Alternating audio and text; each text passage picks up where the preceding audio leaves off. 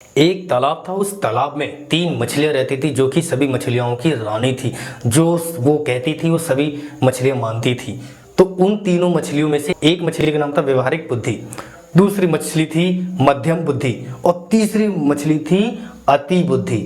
जी हाँ, अति बुद्धि वाली जो मछली थी उसके पास बुद्धि का असीम भंडार था और वो अपने शास्त्रों को पढ़ती थी और शास्त्रों के बारे में लोगों को बताती थी कि शास्त्र हमें क्या कहते हैं। और उसके साथ ही दूसरी मछली मध्यम बुद्धि वाली किसी भी चीज को दूर के बारे में सोचती थी, जो उसके सामने आता था उसको दूर के बारे में बताती थी और वो अपने पूरे काम पूरी परंपरा के अनुसार करती थी कि जो उनकी परंपराएं बताती थी उसी की परंपराओं के अनुसार वो काम को करती थी।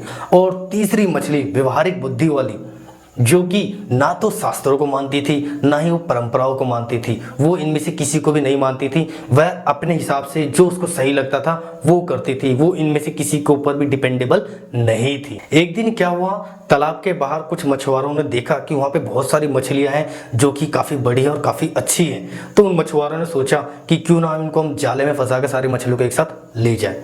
और वहाँ पे कुछ मछलियों ने वो बातें सुन ली और उन सारी बातों को सुन के उन मछलियों को बताया।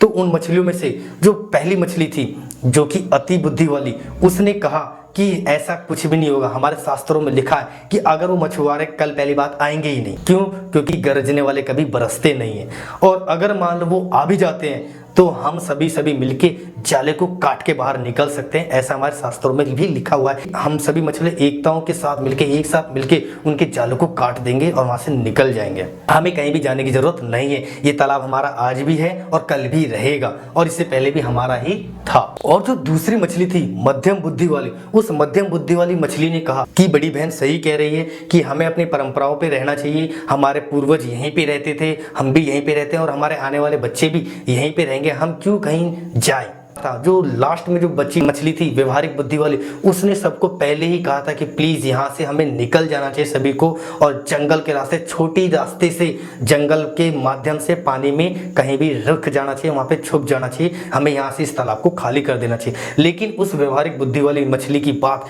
किसी ने नहीं सुनी, सब शास्त्रों पे और परंपराओं पे ही अटके रहे और उसकी बात को नहीं सुने। और फाइनली व्यवहारिक बुद्धि वाली मछली ने अपने अनुयायियों को जो उसके साथ थे उन सबको लेके जंगल के रास्ते, छोटे रास्ते के से तालाब में दूसरी जगह पे चली गई। और आने वाले समय में अगले दिन मछुआरे आए और मछुआरों ने ऐसा जाल बिछाया कि सारी मछलियों को पकड़ के निकाल लिया गया और उन मछलियों को फिर उल्टा लटका दिया जाए। व्यवहारिक बुद्धि वाली मछली देख के दंग रह गए। उन्होंने कहा कि मैंने सबको कहा था लेकिन फिर भी किसी ने बात नहीं मानी। जी हाँ, हमें इस स्टोरी से यही सीखने को मिलता है कि हम भी अपने पुराने जमानों के शास्त्रों और परंपराओं को लेके बैठे रहते हैं कि हमारे शास्त्र ये कहते हैं, हमारी परंपरा ये कहती है, हमारे दादा ये थे तो हम भी यही करेंगे, हमारे परदादा ये करते थे तो हम भी ये करेंगे। जी नहीं, हमें अपने समय के अनुसार अपनी परिस्थितियों को देख के अपने फैसले लेने चाहिए, जिसको नॉर्मल भाषा में कॉमन सेंस बोलते हैं।